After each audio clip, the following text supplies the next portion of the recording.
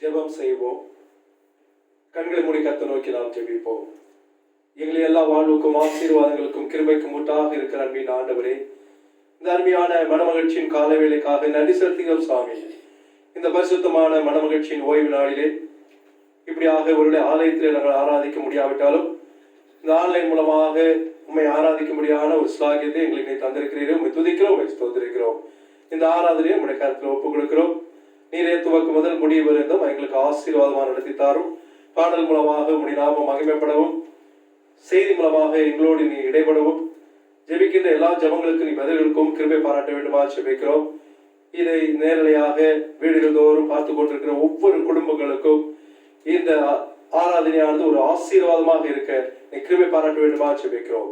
இந்த ஆராதனை முழுவதும் உம்முடைய பொற்கரத்தில் ஒப்புக் கொடுக்கிறோம். நிறைய ஆசீர்வதி, நிறைய மோட்சமாக்கி தாரும். துதிகான மகிமை எல்லாம் ஒருவருக்கே செலுத்துகிறோம். இயேசு மூலம் கேட்கிறோம் அன்புள்ள பிதாவே, ஆமென். இந்த ஆராதனைக்கு ஆரம்பமாக அநாதி சிநேகத்தால் என்னை நேசித்தீரையா, காருண்யத்தினால் என்னை இழுத்துக் கொண்டீரே, உங்க அன்பு பெரியது, உங்க இரக்கம் பெரியது, உங்க கிருபை பெரியது, உங்க தயவு பெரியது. இந்த பாடலை நாம் அனைவரும் சேர்ந்து பாடி தேவனுடைய நாமத்தை நாம் மகிமைப்படுத்துவோம்.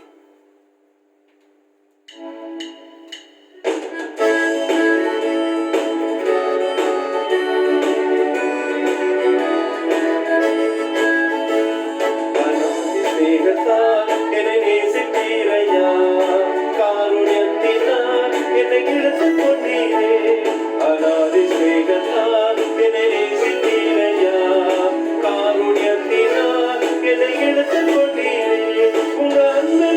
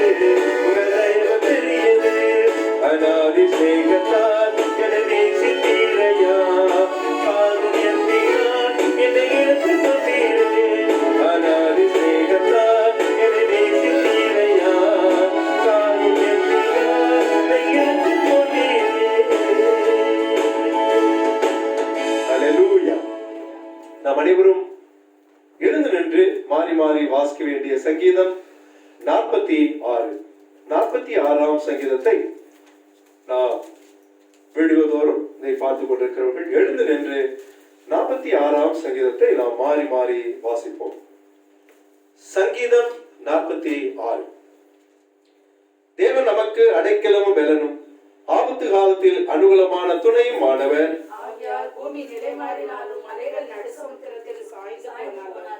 அதில் ஜலங்கள் கொந்தளித்து பொங்கி அதில் பெருக்கினால் பர்வதங்கள் அதிர்ந்தாலும் நாம் பயப்படும். ஒரு நதி உண்டு, அதன் நீர்க்கால்கள் தேவனுடைய நகரத்தையும் உன்னதமானவர் வாசம் பண்ணும் பரிசுத்த ஸ்தலத்தையும் சந்தோஷிப்பிக்கும். தேவன் அதன் நடுவில் இருக்கிறார், அது அசையாது. அதிகாலையிலே தேவன் அதற்கு சகாயம் பண்ணுவார். ஜாதிகள் கொந்தளித்தது, ராஜ்யங்கள் தத்தளித்தது, அவர் தமது சத்தத்தை முழங்க பண்ணினார், பூமி உருகி போயிற்று. சேனைகளின் கர்த்தர் நம்மோடு இருக்கிறார், யாக்கோபின் தேவன் நமக்கு உயர்ந்த அடைக்கலமானவர். பூமியிலே பால்கடிப்புகளை நடப்பிக்கிற கர்த்தருடைய செயல்களை வந்து பாருங்கள். அவர் பூமியின் கடைமண மட்டும் யுத்தங்களை ஒய்ய பண்ணுகிறார், வில்லை ஒடித்து ஈட்டியை முடிக்கிறார், ரதங்களை நெருப்பினால் சுட்டரிக்கிறார். நீங்கள் அமர்ந்திருந்து நானே தேவன் என்று அறிந்து கொள்ளுங்கள், ஜாதிகளுக்குள்ளே உயர்ந்திருப்பேன், பூமியிலே உயர்ந்திருப்பேன். கடைசி வசனத்தை நாம் சேர்ந்து வாசிப்போம்.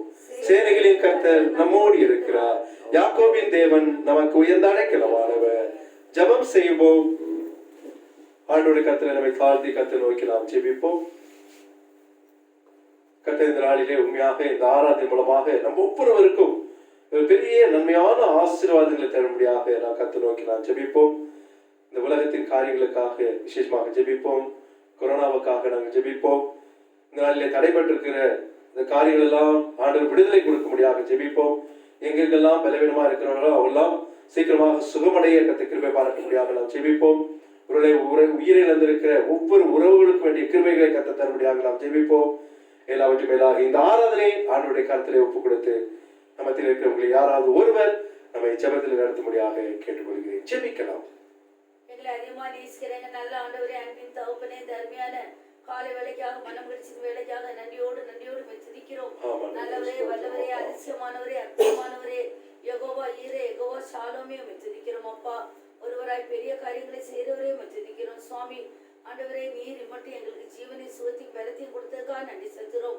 ஆண்டவரே, தேர்தலுக்காக கூட ஜெபித்தோம், உங்களுக்கு சித்தமான ஆண்டவரே, நீர் ஒரு முதல்வரை எங்களுக்கு கொடுத்ததுக்காக நன்றி செலுத்துறோம். அவரும் கூட ஆண்டவரே இந்த ஞானத்தை கொடுத்து இந்த மக்களை ஆள, ஆண்டவரே இந்த நாட்டை நடத்த சிறப்பாக செய்ய நீ கிருபைதாரும், சாதகமாக எல்லா காரியங்களும் செய்யும். ஆண்டவரே, விசேஷமாக இந்த கொரோனாவை உடைய கரத்தை நீட்டி ஆண்டவரே தடையாக வாதைகளை நிறுத்த வேண்டுமா சொல்கிறோம். ஆண்டவரே, நீரே நாட்டு முழுவதும் முக்கியமாக இந்தியாவுக்கு நல்ல சுகத்தையும் பலத்தையும் தாரும். வன்முறைகள் எல்லாம் வராதபடி நீர் காத்துக்கொள்ளும். வேற விதமான கஷ்டங்கள் கவலைகள் வராதபடி காத்துக்கொள்ளும். பிள்ளைகளை வாலிப பிள்ளைகளை காத்துக்கொள்ளும், பெரியவர்களை காத்துக்கொள்ளும். இந்த வேளையிலும் கூட ஆஸ்பத்திரியில சுயநமா இருக்கிற மக்களுக்கு வேண்டிய கிருபைகளை தாரும். விசேஷமாக இந்த ஆராதனை உடைய கருத்திலே கொடுக்கிறோம். இந்த ஆராதனை பாடல் வேலை ஆசீர்வதி, சாட்சி வேலை, செய்தி வேலை, பிரசங்க வேலை எல்லாவற்றையும் ஆசீர்வதித்து தாரும். ஆண்டவரே, இது அங்கங்கே இருந்து ஒருவேளை நாங்கள் கேட்டுக்கொண்டு இருந்தாலும் எங்களுக்கு இது ஆசீர்வாதமா இருக்க கிருபை தாரும். நீரே பெரிய காரியங்களை செய்யும், வழி நடத்தும். ஊழியத்தின் தேவையெல்லாம் கூட சந்தியும். அப்பா ஆண்டவரே, இந்த காலை வேளையில கூட சுவாமி ஆண்டவரே, யார் யாருக்கு உடல்நலம் சரியில்லையோ அவர்கள் மக்களெல்லாம் கூட நாங்கள் நினைக்கிறோம்.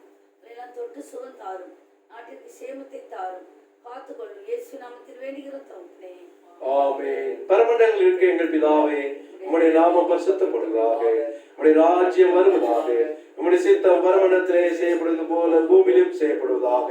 அன்றைய ஆகாரத்தை இன்று எங்களுக்கு தாரும். எங்களுக்கு விரோதமாய் குற்றம் செய்யலாம் மன்னிக்கிறது போல எங்கள் குற்றங்களை மன்னியும். எங்களை சோதனைக்கு பிரவேசிக்க பண்ணாமல் தீமையை ரட்சித்துக் கொள்ளும். ராஜ்யமும் வல்லமையும் மகிமையும் என்றென்றைக்கும் உடையவர்களே. ஆமென். மீண்டுமாக ஒரு பாடலை பாடுவோம். இந்த பாடல் பாடி முடிந்த பிறகு நம்மத்தில் இருக்கிற சரோஜா ஆயிரம் அவர்கள் ஒரு சிறப்பு ஜபத்தை ஏற்படும்படியாக கேட்டுக்கொள்கிறேன். குறிப்பாக இந்த கொரோனா காலங்களிலே மீண்டுமாக இந்த இரண்டாவது அலை மூலமாக வாதைகள் மாத்திரமல்ல பலவிதமான உயிர் சேதங்களும் இந்த நாட்களில் நிறைந்திருக்கிறது. குறிப்பாக இந்தியா முழுவதும் பயங்கரமான ஒரு சூழ்நிலையை நாம் வாழ்ந்து கொண்டிருக்கிறோம். ஆகவே இதற்கு ஒரே வழி, ஒரே தீர்வு, ஒரே நிச்சயம் நம்முடைய ஆண்டவர் இயேசு கிறிஸ்து தான். ஆகவே அதற்காக ஒரு சிறப்பு ஜபத்தை நம்மத்தில் இருக்கிற சரோஜா ஆயிரம் அவர்கள் இந்த பாடல் பாடி வந்தவுடன் ஒரு சிறப்பு ஜபத்தை எடுக்கும்படியாக கேட்டுக்கொள்கிறேன். நம் அனைவரும் புது வாழ்வு தந்தவரே, புது துவக்கம் தந்தவரே என்ற பாடலை நாம் சேர்ந்து பாடுவோம். உண்மையாகவே ஆண்டவர் தான் நமக்கு வாழ்வு தருகிறவராக இருக்கிறார்.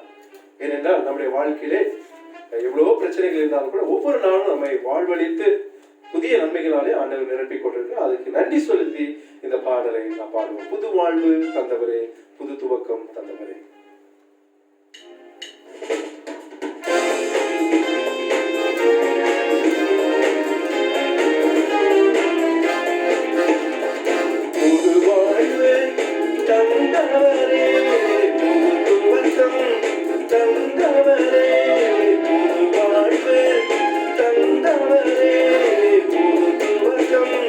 தந்தவரே, நன்றி உமக்கு நன்றி.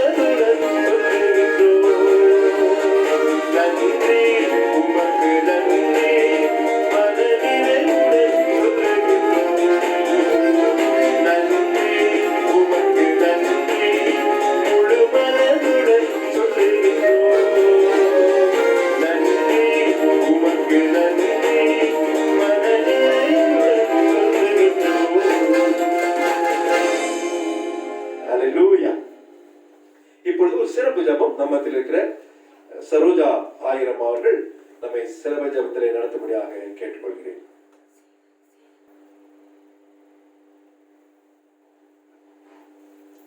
ஜெபம்.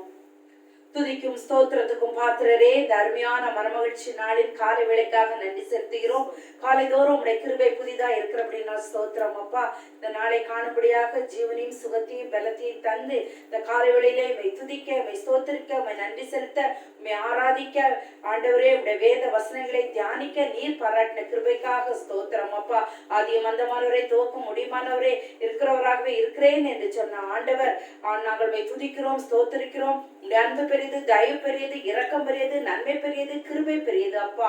ஆண்டவரே இந்த காலை வேளையிலே இந்த ஆராதனை கலந்து கொள்ள ஆண்டவரே அவரவர்கள் இல்லத்திலே இருந்து ஆண்டவரே உடைய வார்த்தையை தியானிக்கவும் துதித்து பாடவும் இந்த தருணத்தை கொடுத்திருக்கிறதே உமக்கு ஸ்தோத்திரம். இந்த தடைகளை எல்லாவற்றையும் நீக்கி நாங்கள் சீக்கிரத்திலே ஆலயத்திலே வந்து உண்மை ஆண்டவரே குடும்பத்தோடு பாடி துதிக்க கர்த்தர் உதவி செய்யும். இந்த கொரோனாக்காக ஜெபிக்கிறோம். உலகம் முழுவதும் 15 கோடி மக்கள் பாதிக்கப்பட்டிருக்கிறார்கள். அமெரிக்கா 3.5 கோடி மக்கள், இந்தியா 2 கோடி மக்கள் அப்பா. என் தேவன் பெரியவர் அப்பா. எல்லாவற்றையும் நீ சுட்டெரித்து இந்த கொரோனாவில் இருந்து மக்களை பாதுகாத்து இந்த கொரோனாலே பாதிக்கப்பட்டு ஆஸ்பத்திரிகளிலும் வீடுகளிலும் கஷ்டப்பட்டு கொண்டிருக்கிற ஒவ்வொரு மக்களுக்காக ஜெபிக்கிறோம் அப்பா. ஆண்டவரே எல்லாவற்றையும் மாற்ற உம்மால் ஒருவரால் தான் முடியும் அப்பா. சகலத்தையும் புதிதாக்குறேன் என்று சொன்ன ஆண்டவர் எல்லாவற்றையும் புதிதாக்கி வழி நடத்தும்.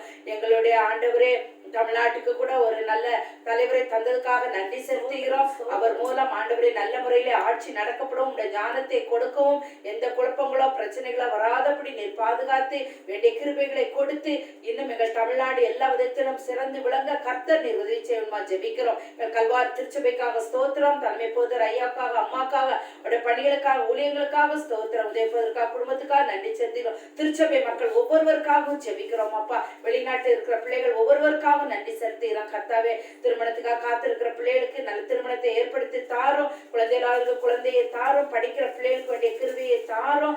ஆண்டவரே திவ்யாவுடைய திருமணம் கூட இந்த மாதம் 18ஆம் தேதி உடைய ஆசீர்வாதத்தோடு நடக்க தடைகளை நீக்கி நீர் உதவி செய்ய வேண்டுமா ஜெபிக்கிறோம் அப்பா. இந்த வேளையிலும் பாடல் மூலமாக மகிமைப்பட்டீரே ஸ்தோத்திரம். பேச போகிற மகனை மறைத்து நீர் பேசும். உடைய பரலோகத்தின் மன்னாவை தாரும். எங்கள் ஆவி, ஆத்துமா, சரீரம் பலனடையட்டும், எழுப்புதடையட்டும். உடைய சத்தத்தை நாங்கள் கேட்டு கீழ்ப்படிந்து ஆசீர்வதிக்கப்பட்டவர்களாக இந்த உலகத்திலே நாங்கள் வாழ கர்த்தர் நீர் உதவி செய்யும். திருச்சபை மக்கள் தேவைகளை எல்லாம் சந்தியும். இந்த கொரோனா காலத்திலே எவ்வளவு கவலைகள், கஷ்டங்கள், கண்ணீர்கள், பாடுகள், உபத்திரங்கள், வேதனைகள், துக்கங்கள், பிரச்சனைகள் அப்பா, பண பற்றாக்குறைகள் அப்பா. ஆனாலும் என் தேவன் பெரியவர்.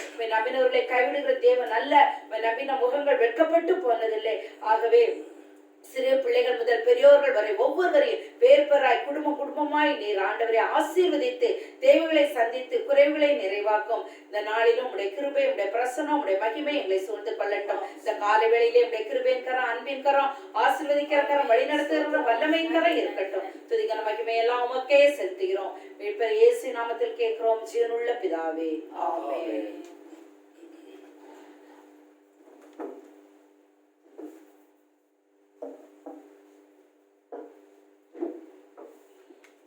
ஸ்தோத்திரம். இப்பொழுது வேதத்திலிருந்து ஒரு பகுதியை நாம் வாசிக்க கேட்போம்.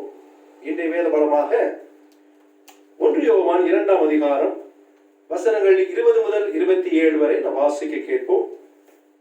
1 யோவான் 2ஆம் அதிகாரம் 20 27 வரைக்கும் நாமத்தில் இருக்கிற அலெக்ஸ் ஆபிரகாம் அவர்கள் அதை வாசிக்கும்படியாக கேட்டுக்கொள்கிறேன். இந்த வேத பகுதி வாசித்து முடிந்த பிறகு பாஸ்டர்மா ஒரு சிறப்பு பாடலை பாடுவார்கள். அதன் பிறகு நம்முடைய போதகர்கள் கர்த்தருடைய வார்த்தையை நம்மோடு பகிர்ந்து கொள்வார்கள். இப்பொழுது நாம் வேதத்திலிருந்து ஒரு பகுதியை நாம் வாசிக்க கேட்போம்.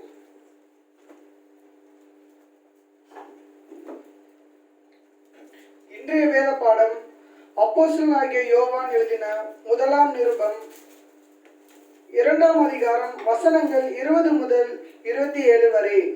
நீங்கள் பரிசுத்தராலே அபிஷேகம் பெற்று சகலத்தையும் அறிந்திருக்கிறீர்கள்.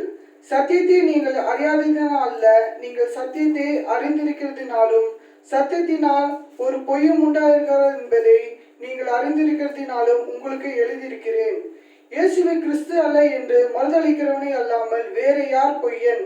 பிதாவையும் குமாரனையும் மறுதளிக்கிறவனே அந்தி கிறிஸ்து. குமாரனை மறுதளிக்கிறவன் பிதாவை உடையவன் அல்ல, குமாரனை அறிக்கையிடுகிறவன் பிதாவையும் உடையவனாய் இருக்கிறான். ஆகையால் ஆதி முதல் நீங்கள் கேள்விப்பட்டது உங்களில் நிலைத்திருக்க கடவது. ஆதி முதல் நீங்கள் கேள்விப்பட்டது உங்களில் நிலைத்திருந்தால் நீங்களும் குமாரனிலும் பிதாவிலும் நிலைத்திருப்பீர்கள். நித்திய ஜீவனை அளிப்பேன் என்பதே அவர் நமக்கு செய்த வாக்குத்தத்தம். உங்களை வஞ்சிக்கிறவர்களை குறித்து இவைகளை உங்களுக்கு எழுதியிருக்கிறேன். நீங்கள் அவராலே பெற்ற அபிஷேகம் உங்களில் நிலைத்திருக்கிறது. ஒருவரும் உங்களுக்கு போதிக்க வேண்டியதில்லை. அந்த அபிஷேகம் சகலத்தையும் குறித்து உங்களுக்கு போதிக்கிறது. அது சத்தியமாயிருக்கிறது, பொய்யல்ல. அது உங்களுக்கு போதித்தபடியே அவரில் நிலைத்திருப்பீர்களாக. ஆமென். கர்த்தர் தாமே இந்த வசனம் மூலமாக நம்மை ஆசீர்வதிப்பாராக. இப்பொழுது பாஸ்டர்மா ஒரு சிறப்பு பாடலை பாடுவார்கள். அதன் பிறகு நம்முடைய போதகர் அவர்கள் கர்த்தருடைய வார்த்தையை நம்மோடு பகிர்ந்து கொள்வார்கள்.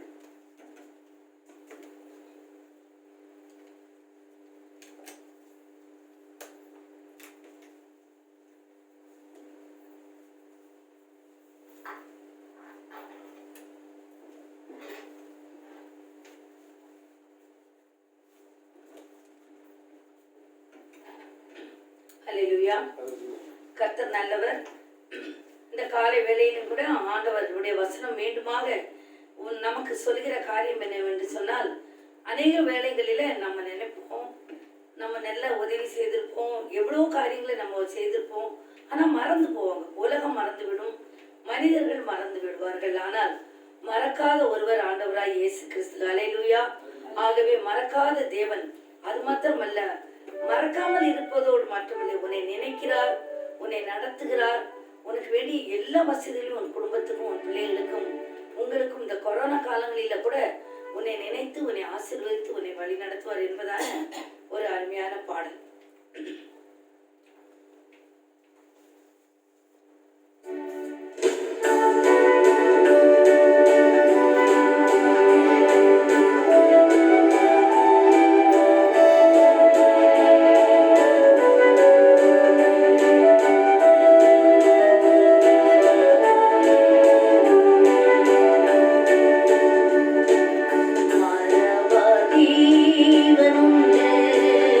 உன்னை நட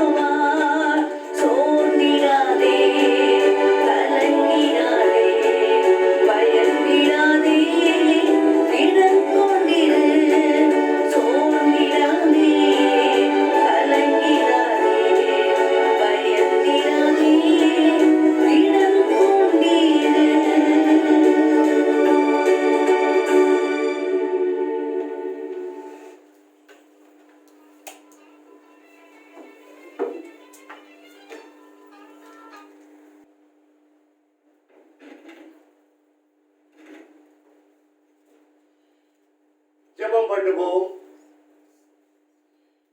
எங்கள் அன்பும் பரிசுத்தமும் நீதியுள்ள பிதாவே, ஸ்தோத்திரம் ஆண்டவரே, ஸ்தோத்திரம்.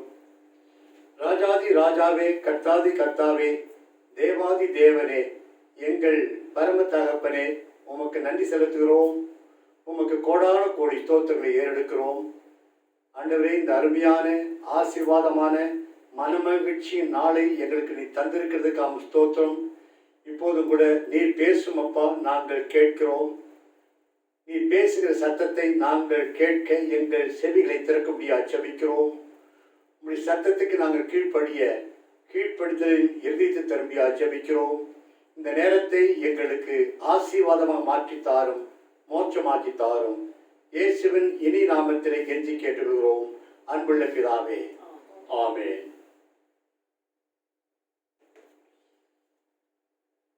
இந்த நாளிலே கர்த்தர் நமக்கு கொடுக்கும் தேவ செய்தியின் தலைப்பு என்னவென்றால், அபிஷேகம் பெற்றிருக்கிறீர்களா என்பதாகும்.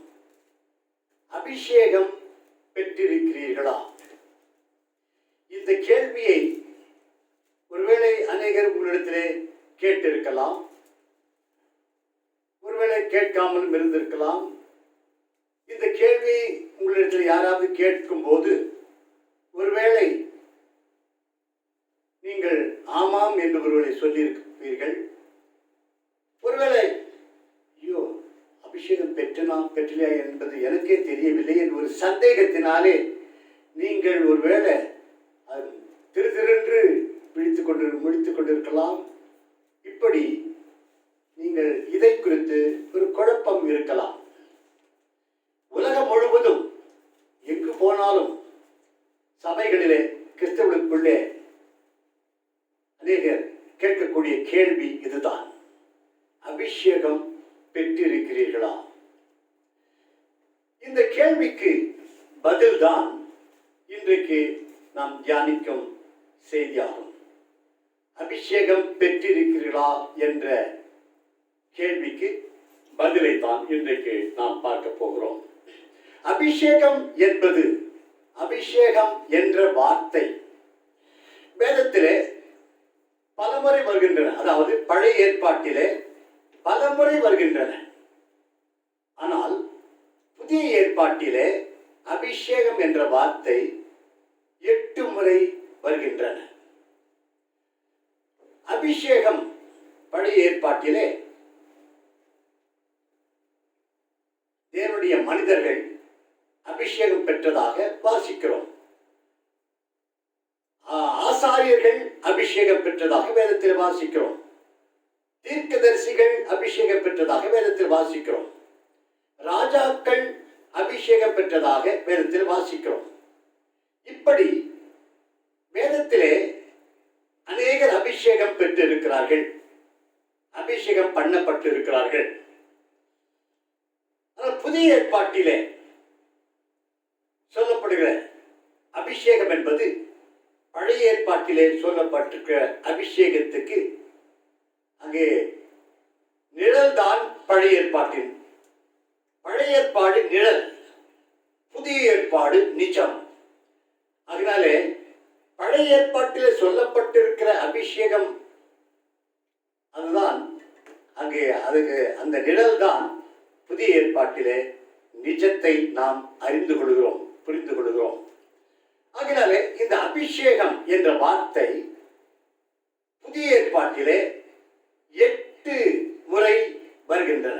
முதலாவதாக லூக்கா சுவிசேஷம் 4ஆம் அதிகாரம் 18ஆம் வசனத்திலே சொல்லி இருக்கிறது, கர்த்தருடைய ஆவியானவர் என் மேல் இருக்கிறார், தரித்திரருக்கு சுவிசேஷத்தை பிரசங்கிக்கும்படி என்னை அபிஷேகம் பண்ணினார் என்று வேதத்திலே வாசிக்கிறோம். இயேசு கிறிஸ்துவே இதை சொல்லி இருக்கிறார். இரண்டாவதாக அபிஷேகம் என்ற வார்த்தை அப்போஸ்தலர் நடபடிகள் 4ஆம் அதிகாரம் 28வது வசனத்திலே வருகிறது. ஏரோதும் பொந்திய பிலாத்தும் புரஜாதியுடைய ஜனங்களோடும் கூட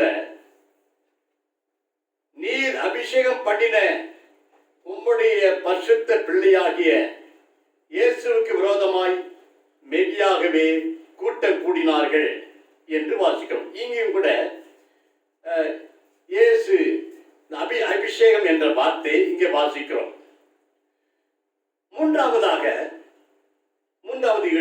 மூன்றாவதாக அப்போஸ்தலர் நடபடிகள் 10ஆம் அதிகாரம் 38வது வசனத்தில் அங்கே சொல்லப்பட்டிருக்கிறது. அப்போஸ்தலர் 10:38 நசரேயனாகிய இயேசுவை தேவன் பரிசுத்த ஆவியினாலும் வல்லமையினாலும் அபிஷேகம் பண்ணினார் என்பதாக வாசிக்கிறோம். அடுத்ததாக 2 கொரிந்தியர் 1ஆம் அதிகாரம் 21வது வசனத்திலே என்ன வாசிக்கிறோம்? உங்களோட கூட எங்களையும் கிறிஸ்துவுக்குள் சிறப்படுத்தி நம்மை அபிஷேகம் பண்ணினவர் தேவனே என்று இந்த அபிஷேகம் என்ற வார்த்தை இங்கே 4வது இடத்திலே வருகிறது. 5ஆவதாக எபிரேயர் 1ஆம் அதிகாரம் 9ஆம் வசனத்தில் வருகிறது.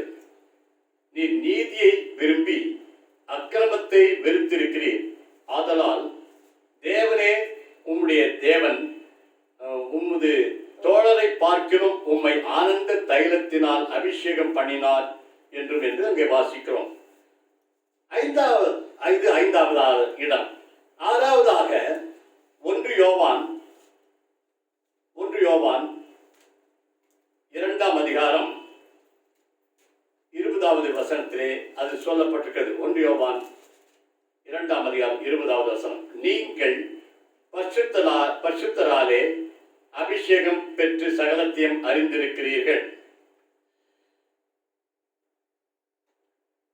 7வதாக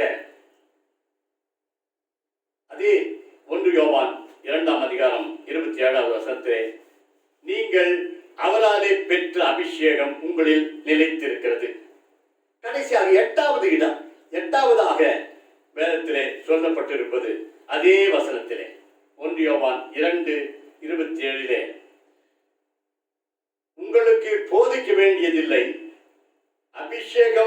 அந்த அபிஷேகம் சகலத்தை குறித்து உங்களுக்கு போதிக்கிறது என்று 8 இடங்களிலே 8 முறை புதிய ஏற்பாட்டிலே அபிஷேகம் என்ற வார்த்தை சொல்லப்பட்டிருக்கிறது. இந்த 8 முறை சொல்லப்பட்டிருப்பதிலே ஒன்று இயேசுவை குறித்து, இயேசு அபிஷேகம் பெற்றதை பற்றி அங்கே 4 முறை வருகிறது. நாம் அபிஷேகம் பெற்றிருக்கிறோம் என்பதை பற்றி 4 இடங்களிலே வருகிறது.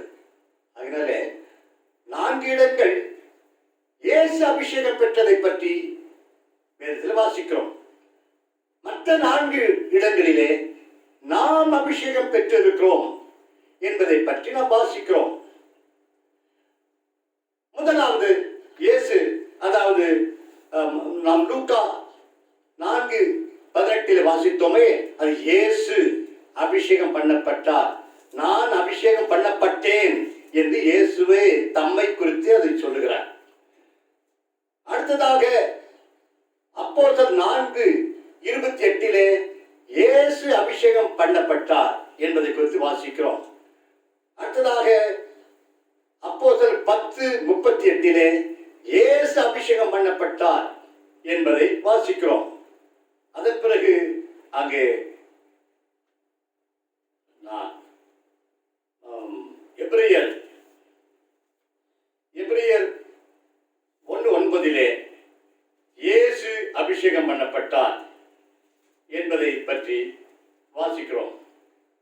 இந்த 4 இடங்களிலே இயேசு அபிஷேகம் பண்ணப்பட்டதை பற்றி நாம் வாசிக்கிறோம். மற்ற 4 காரியங்கள் அங்கே நாம் அபிஷேகம் பண்ணப்பட்டிருக்கிறோம். நாம் எல்லாரும் ஆண்டவராய் இயேசு கிறிஸ்துவை விசுவாசிக்க தேவனுடைய பிள்ளைகள், ரட்சிக்கப்பட்ட தேவனுடைய பிள்ளைகள் எல்லாருமே அபிஷேகம் பண்ணப்பட்டவர்கள் என்று 4 இடங்களிலே சொல்லப்பட்டிருக்கிறது. அதுதான் 2 கொரிந்தியர் 1:21 இயேசு அபிஷேகம் பண்ணப்பட்டதை பற்றி சொல்லியிருக்கிறது. இன்னும் 1 யோவான் 2:20 நாம் அபிஷேகம் பண்ணப்பட்டிருக்கிறோம் என்பதாக வாசிக்கிறோம். இங்கே 1 யோவான் 2:20 நீங்கள் பரிசுத்தராலே அபிஷேகம் பெற்று சகலத்தையும் அறிந்திருக்கிறீர்கள். அது அதே அதிகாரம் 1 யோவான் 2:27 நீங்கள் அவராலே பெற்ற அபிஷேகம், நாம் அபிஷேகம் பெற்று இருப்பதை பற்றி அங்கு சொல்லப்பட்டிருக்கிறது.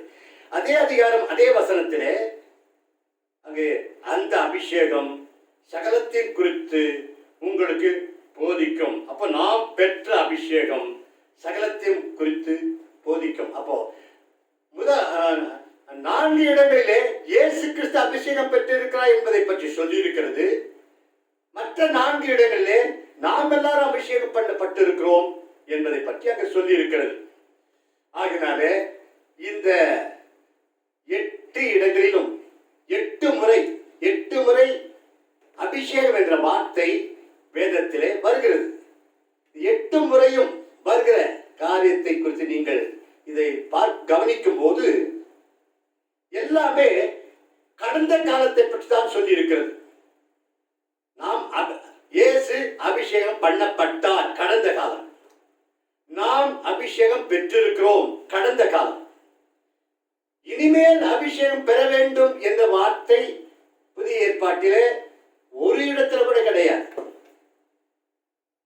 யாருமே இயேசு கிறிஸ்து கூட நீங்கள் அபிஷேகம் பெற வேண்டும் என்று சொல்லவே இல்லை. அப்போஸ்தலரும் கூட எந்த அப்போஸ்தலரும் நீங்க அபிஷேகம் பெற வேண்டும் என்று யாருக்குமே சொல்லவில்லை. அதனால 8 இடங்களிலும் புதிய ஏற்பாட்டிலே எந்த இடத்திலுமே நாம் அபிஷேகம் பெற வேண்டும் என்ற வார்த்தை இனிமேல் பெற வேண்டிய ஒரு காரியத்தை பற்றி சொல்லவில்லை. அது மட்டுமல்ல, புதிய ஏற்பாட்டிலே எந்த ஒரு சந்தர்ப்பத்திலும் யாரும் அபிஷேகம் பண்ணப்பட்டதாகவும் வேதம் கூறவில்லை. ஆகினாலே கொடுக்கும் இந்த தேவ செய்தி நான் சொல்வது வேதத்தில் இல்லாததை சொல்வதில்லை, வேதம் சொல்லாததை சொல்வதில்லை. வேதம் என்ன சொல்லுகிறதோ அதைத்தான் நாம் சொல்ல வேண்டும். வேதத்தில் இல்லாததையும் வேதம் சொல்லாததையும் நாம் சொல்வோமானால் அதுதான் வேத புரட்டு, அதுதான் கள்ள போதகம். ஆகினாலே நாம் வேதத்தில் இருப்பதைத்தான் நாம் சொல்லுகிறோம். நான் சொல்லுகிற இந்த காரியங்களை நீங்கள் நன்றாக கவனிக்க வேண்டும், நன்றாக யோசிக்க வேண்டும், இதை வேதத்தை ஆராய வேண்டும்.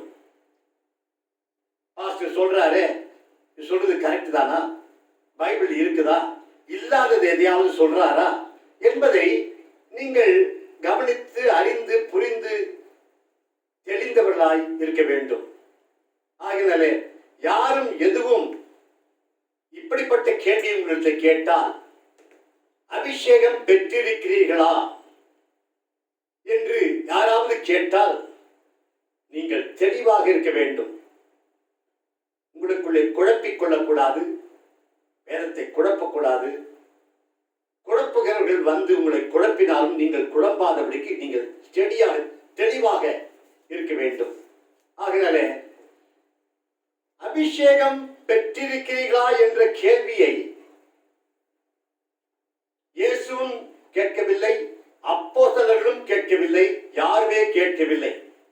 இனிமேல் நீங்கள் அபிஷேகம் பெற வேண்டும் என்றும் இயேசுவும் சொல்லவில்லை, அப்போஸ்தலரும் சொல்லவில்லை. புதிய ஏற்பாட்டிலே எந்த இடத்திலும் நீங்கள் அபிஷேகம் பெற வேண்டும் என்ற வார்த்தை எங்குமே கிடையாது. அப்படி என்றால் வேதம் என்ன கூறுகிறது?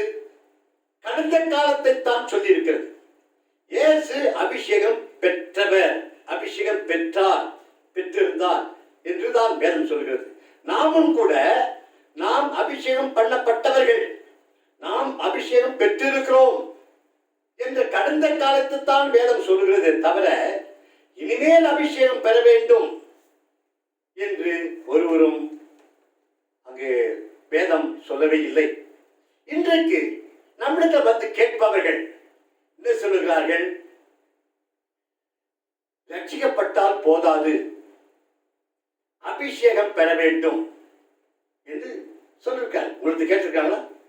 நீங்க ரட்சிக்கப்பட்டால் போதாது, அபிஷேகம் பெற வேண்டும் என்று சொல்லுகிறார்கள். என்னிடத்தை விட அநேகர் சொல்லியிருக்கிறார்கள். ரட்சிக்கப்பட்டிருக்கிறீர்களா என்று கேட்பது நியாயமான கேள்வி. அது வேதத்தில் இருக்கிறது. இனிமேல் பெற வேண்டிய ஒரு அனுபவம், ரட்சிக்கப்படாதவர்கள் இனிமேல் பெற வேண்டிய ஒரு அனுபவம், ரட்சிக்கப்பட்டிருக்கிறீர்களா என்று கேட்பது தவறு கிடையாது. ஆனால் அபிஷேகம் என்பது இனிமேல் பெற வேண்டிய ஒரு அனுபவம் அல்ல. இந்த உலகத்திலே யாருமே அபிஷேகம் பெறவில்லை. எப்பொழுது அபிஷேகம் பண்ணப்பட்டோம்? நாம் அபிஷேகம் பண்ணப்பட்டோம் என்று இருக்கிறது. இயேசு அபிஷேகம் பண்ணப்பட்டார் என்று இருக்கிறது. அப்படி எப்பொழுது? இந்த உலகத்தில் இயேசுவும் அபிஷேகம் பண்ணப்படவில்லை, இந்த உலகத்தில் நாமும் அபிஷேகம் பண்ணப்படவில்லை. ஆனால் அபிஷேகம் பெற்று இருக்கிறோம். எப்பொழுது? உலகமெல்லாம் உண்டாவதற்கு முன்பே. ஆகினாலே அபிஷேகம் என்பது இனிமேல் பெற வேண்டிய ஒரு அனுபவம் அல்ல. யாரும் அபிஷேகம் பெற வேண்டும் என்று சொல்லவும் கூடாது, கேட்கவும் கூடாது. ஆகினாலே நாம் ஏற்கனவே அபிஷேகம் பண்ணப்பட்டோம் என்றுதான் வேதம் கூறுகிறது. வேதம் கூறுகிறது அபிஷேகம் எப்பொழுது நாம் பெற்றோம். நீதிமொழிகளின் புத்தகம்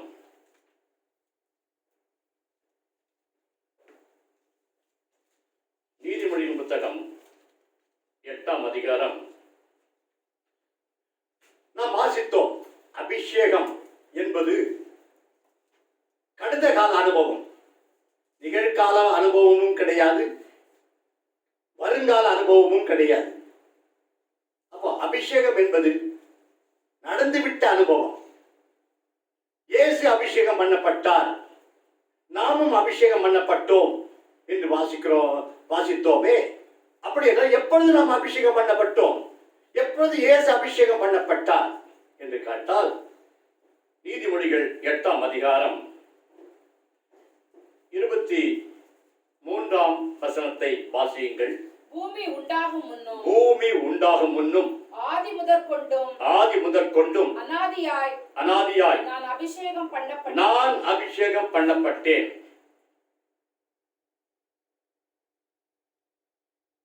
இயேசு எப்பொழுது அபிஷேகம் பண்ணப்பட்டாராம்? இந்த உலகத்தில் பண்ணப்பட்டாரா? இயேசு இந்த உலகத்திலே அபிஷேகம் பண்ணப்பட்டார்? இல்லை.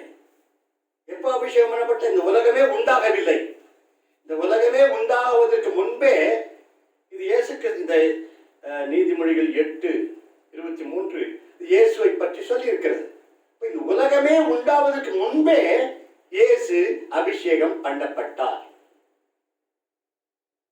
அதே போல நாமும் கூட அப்பொழுதே உலகமே உண்டாவதற்கு முன்பே இயேசு கிறிஸ்துவுக்குள் நாம் அபிஷேகம் பண்ணப்பட்டோம். அதனால தான் இனிமேல் ஆகிய அபிஷேகம் பெற வேண்டும் என்று இயேசுவும் சொல்லவில்லை. இனிமேல் நாம் அபிஷேகம் பண்ணப்பட வேண்டும் என்றும் அப்போஸ்தலர்களும் சொல்லவில்லை. வேதத்து புதிய ஏற்பாட்டில் எங்குமே நாம் இனிமேல் அபிஷேகம் பெற வேண்டும் என்று எங்குமே சொல்லப்படவில்லை. ஏனென்றால் அது கடந்த கால அனுபவம், இனிமேல் பெற வேண்டிய அனுபவம் அல்ல. ஆனால் இன்றைக்கு நம்மிடத்தில் வந்து கேட்கக்கூடியவர்கள் என்ன சொல்லுகிறார்கள்? அபிஷேகம் பண்ணப்பட்டீர்களா? நான் சொல்றேன், அப்படி கேட்கிறவங்களிடத்துல நீங்க ஒரு கேள்வி கேட்கணும். ரட்சிக்கப்பட்டிருக்கீங்களா? நான் கேட்டிருக்கேன் அந்த மாதிரி. அபிஷேகம் பெற்றிருக்கிறீர்களா என்று கேட்ட சிலரிடத்துல நான் பதில் கேள்வி கேட்டேன். ரட்சிக்கப்பட்டிருக்கிறீர்களா என்று கேட்டேன். அவங்க பதிலே தெரியல. ரட்சிப்புன்னா என்னமே தெரியும், ஒண்ணுமே தெரியல அவங்களுக்கு. அவங்களுக்கு ரட்சிப்புன்னா தெரியவில்லை. ஆனால் அபிஷேகம் பண்ணப்பட்டீர்களா என்று நம்மிடத்தில் கேட்கிறார்கள். அவங்க என்ன சொல்லுகிறார்கள்? ரட்சிக்கப்பட்டால் போதாது, அபிஷேகம் பண்ணப்பட வேண்டும் என்று அவர்கள் சொல்லுகிறார்கள். அப்படி என்றால் எதை முன்னால எது சொல்றாங்க? இல்ல, முன்னால முதல்ல அவங்க சொல்றது, நம்ம சொல்றது இல்ல, வேதம் சொல்றது இல்ல. வேதம் சொல்றது இல்ல, அவங்க எப்படி சொல்றாங்க? முதல்ல எது பெறணும்ன்றாங்க? ரட்சிக்கப்படணும்ன்றாங்க. ரெண்டாவது அனுபவம் என்ன பெற வேண்டுமா? அபிஷேகம் பண்ணப்படணும்னு அவங்க சொல்றாங்க. ஆனால் வேதம் அப்படி சொல்லல. வேதத்துல என்ன சொல்லி இருக்கிறது? சங்கீதம் 20, சங்கீதங்களின் புத்தகம் 20ஆம் அதிகாரம் 6வது வசனத்தை வாசியுங்கள். கர்த்தர் தாம் அபிஷேகம் பண்ணினவரை ரட்சிக்கிறார் என்பதை இப்பொழுது அறிந்திருக்கிறேன். போதும். இந்த வசனத்தை நல்லா கவனிங்க. தேவன் ரட்சிக்கிறார், கர்த்தர் ரட்சிக்கிறார் என்று சொல்லி இருக்கிறது. கர்த்தர் யாரை ரட்சிக்கிறார்? அபிஷேகம் பண்ணினவரை ரட்சிக்கிறார். அப்ப எது முதல்ல? அபிஷேகம் முதல்ல, அப்புறம் ரட்சிப்பு. அப்ப அபிஷேகம் பண்ணப்பட்டவர்களை ரட்சிக்கிறார் என்று வேதம் வாசி. இன்னொரு வசனத்தை கூட நான் வாசிக்கிறேன், வாசிங்க. ஆபகுக் 3ஆம் அதிகாரம் 13 வாசியுங்கள். ஆபகுக் 3:13.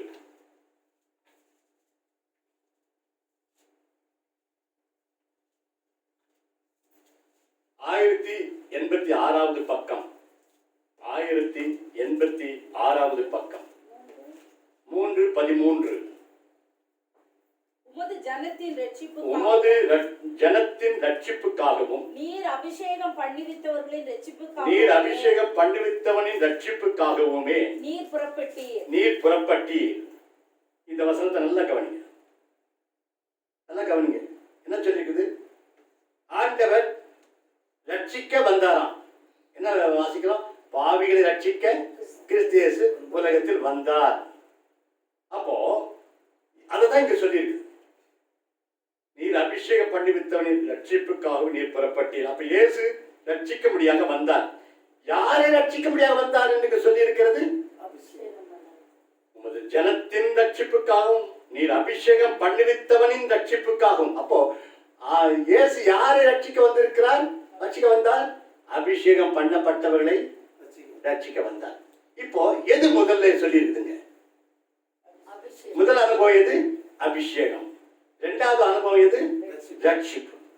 ஆனா இன்றைக்கு நம்மிடத்து கேள்வி கேட்கிறவர்கள், அபிஷேகம் பெற்றிருக்கிறீர்களா என்று கேட்கிறார்களே, அவர்கள் என்ன சொல்கிறார்கள்? ரட்சிக்கப்பட்டால் போதாது, அபிஷேகம் பண்ணப்பட வேண்டும், அபிஷேகம் பண்ணப்பட வேண்டும் என்று சொல்கிறார்கள். அப்ப இவங்க என்ன சொல்றாங்க? முதல்ல எதை சொல்றாங்க? முதல் அனுபவம் எதை சொல்றாங்க? ரட்சிப்பை சொல்றாங்க. ரட்சிக்கப்பட்டா போதாது, ரட்சிக்கப்பட்ட பிறகு அபிஷேகம் பெற வேண்டும் என்று சொல்லி. எப்படி பார்த்தீங்க? எப்படி வேத புரட்டு. வேதத்தையே அப்படி திருப்பி போடுறாங்க, தலைகிட மாத்திடுறாங்க. வேதத்துல அப்படி கிடையாது. அதனால தேவன் இயேசு ரட்சிக்க அபிஷேகம் பண்ணப்பட்டவளைத்தான் ரட்சிக்கிறார். நம்ம எல்லாரையும் ஆண்டவர் ரட்சித்திருக்கிறாரா? ரட்சித்திருக்காரா? நீங்க ரட்சிக்கப்பட்டிருக்கீங்களா? ரட்சிப்புனா என்ன? பாவத்திலிருந்து விடுதலை அடைந்திருக்கணும். மனம் திரும்பும், பாவ உணர்வடைந்து மனம் திரும்பி அங்கே பாவத்திலிருந்து விடுதலை அடைந்திருக்க வேண்டும். அதான் ரட்சிப்பு. பாவத்திலே வாழ்ந்து கொண்டிருப்பது ரட்சிப்பு அல்ல. துணிகரமாய் பாவம் பரவாயில்லை என்று சொல்லி வாழ்ந்து கொண்டிருப்பது ரட்சிப்பு அல்ல. ரட்சிப்பு என்றால் அங்கே பாவத்திலிருந்து விடுதலை அடைய வேண்டும். பாவ உணர்வு இருந்தால் போதாது. பாவத்துக்காக செய்த பாவத்துக்காக மனஸ்தாபப்பட்டால் போதாது.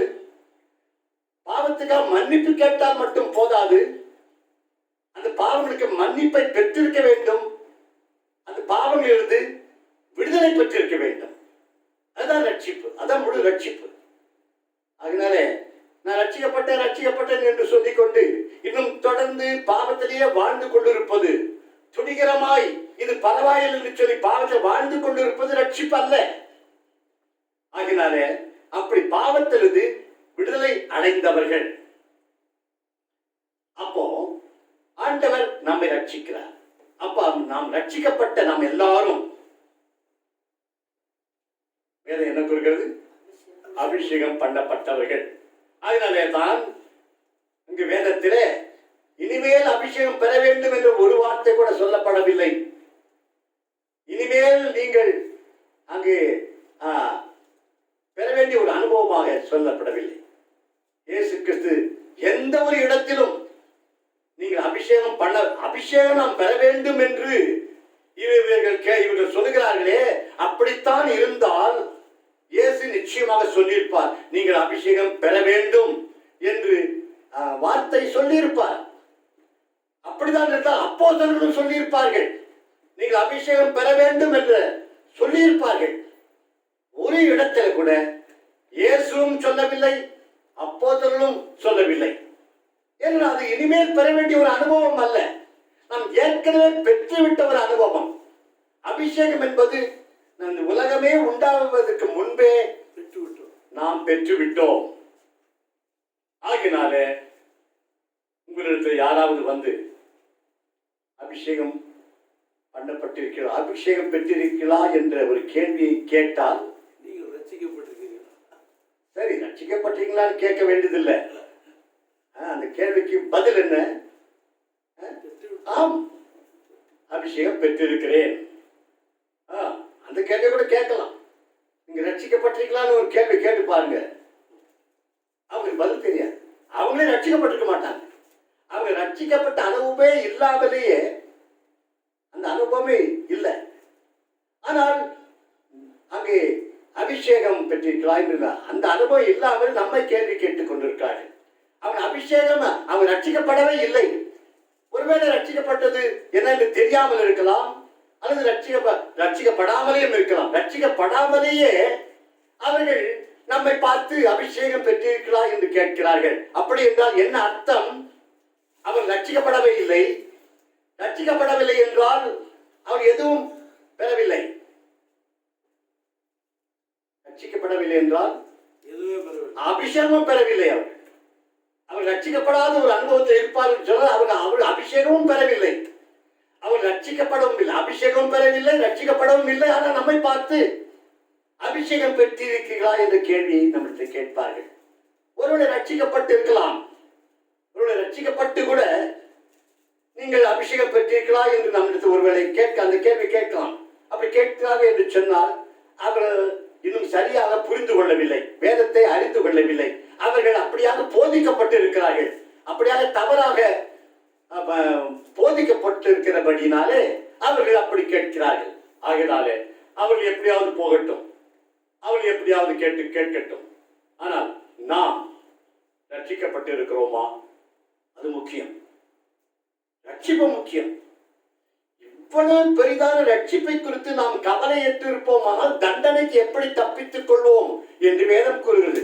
அப்போ ரட்சிப்பு என்றால் என்ன சொல்லியிருக்கிறது? எப்படிப்பட்ட ரட்சிப்பு அது? இவ்வளவு பெரிதான ரட்சிப்பு. ரட்சிப்பு என்றால் சாதாரண காரியம். அது ரட்சிப்பு என்பது சாதாரண அனுபவம் அல்ல, அது பெரிய அனுபவம் என்று வேதம் கூறுகிறது. ஆகினால இவ்வளவு பெரிதான ரட்சிப்பை குறித்து நீங்கள் கவலையற்றிருப்பீர்கள் என்றால் தண்டனைக்கு எப்படி தப்பித்துக் கொள்வோம் என்று வேதம் கூறுகிறது. அப்படி என்றால் ரட்சிப்பு ஒரு பெரிய அனுபவம், பெற வேண்டிய ஒரு பெரிய அனுபவம். ஆனால் நம்மளுடைய கேள்வி கேட்கிறவர்கள் என்ன சொல்றாங்க? ரட்சிக்கப்பட்டா போதாது, ரட்சிக்கப்பட்டது நம்ம மட்ட மாதிரி, ரட்சிக்கப்பட்டா போதாது, அபிஷேகம் வரும். பார்த்தீங்களா? இப்படித்தான் மக்கள் வேதத்தை புரட்டுகிறார்கள். நாம் இதை குறித்து அதிக ஜாக்கிரதையாய் உள்ளவர்களாய் இருக்க வேண்டும். ஒருவேளை நீங்கள் ரட்சிக்கப்படாது இருப்பீர்கள் என்று சொன்னால் நீங்கள் ரட்சிக்கப்பட வேண்டும். நீங்கள் செய்த பாவங்களுக்காக மனஸ்தாபப்பட்டு இயேசுவிடத்தில் அறிக்கை செய்து மன்னிப்பு கேட்டு நம்மை ஒப்பு கொடுக்கும் போது ஆண்டவர் நம்மை செய்த பாவங்களை மன்னிக்கிறார், பாவங்களிலிருந்து நம்மை விடுவிக்கிறார். இந்த உலகத்திலே பாவத்தின் மேல் ஒரு வெற்றி வாழ்க்கை செய்ய முடியாத அனுபவத்தை ஆண்டவர் தருகிறார்.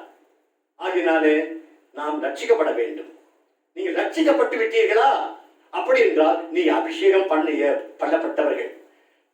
அபிஷேகம் பண்ணப்பட்டவர்களைத்தான் தேவன் ரட்சிக்கிறார். அபிஷேகம் பண்ணப்படாதவர்களை தேவன் ரட்சிக்கவில்லை. உலகத்தில் இருக்க அவ்வளவு பேரும் அபிஷேகம் பண்ணப்பட்டவர்களா? உலக தோற்றத்துக்கு முன்னே நாம் அபிஷேகம் பண்ணப்பட்டோம் என்று வேதம் கூறுகிறது. உலக தோற்றத்துக்கு முன்னே இயேசு அபிஷேகம் பண்ணப்பட்டார், நம்ம எல்லாரும் அபிஷேகம் பண்ணப்பட்டோம். அப்படி என்றால் உலகத்துல பிறந்த அவ்வளவு பேரும் அபிஷேகம் பண்ணப்பட்டவர்களா?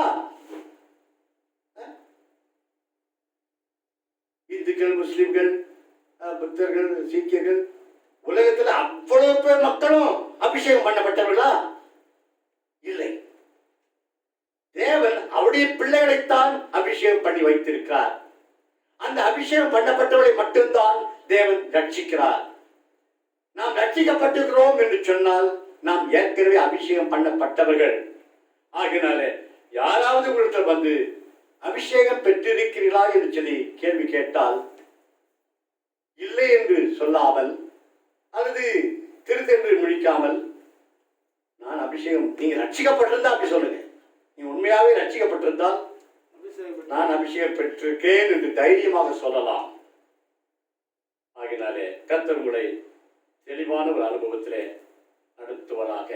கண்களை மூடி கர்த்தர் நோக்கி ஜெபம் பண்ணுவோம். அன்புடைய அறிந்த ஆண்டவரே, பரிசுத்த பிதாவே, ஸ்தோத்திரம். ஆண்டவரே ஸ்தோத்திரம். இந்த அருமையான ஆசீர்வாதமான மனமகிழ்ச்சியின் நாளுக்காக நாங்கள் நன்றியை தெரிவித்துக் கொள்கிறோம். நீர் கொடுத்த இந்த அருமையான உபதேசத்துக்காக நன்றி செலுத்துகிறோம்.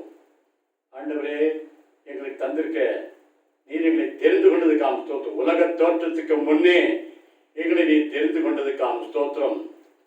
ஆண்டவரே,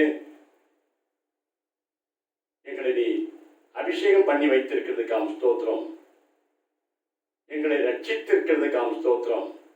இந்த உலகத்தில் நாங்கள் உமக்கு பிரியமாக வாழ, பரிசுத்தமாக வாழ, சாட்சியாக வாழ, உம்முடைய நாமத்தை மகிமைப்படுத்தி பரலோகத்திலே உம்முடைய சன்னிதானத்திலே காணப்பட எங்களை தகுதிப்படுத்தும்.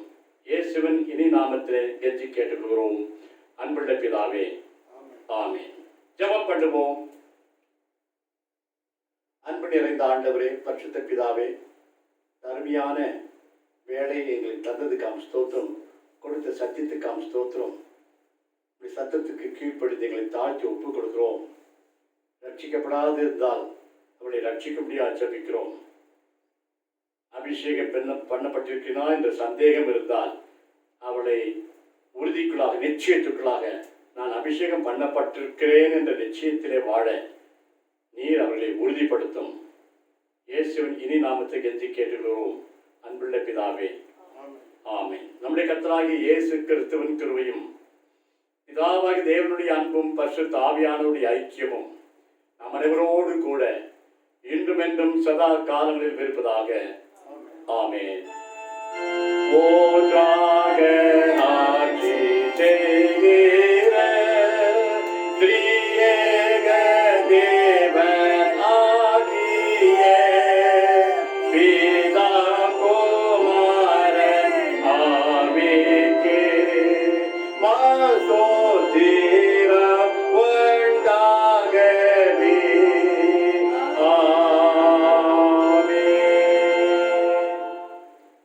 ஆத்மாவே கர்த்தரை ஸ்தோத்திரி, என் முழு உள்ளமே அவருடைய பரிசுத்த நாமத்தை ஸ்தோத்திரி.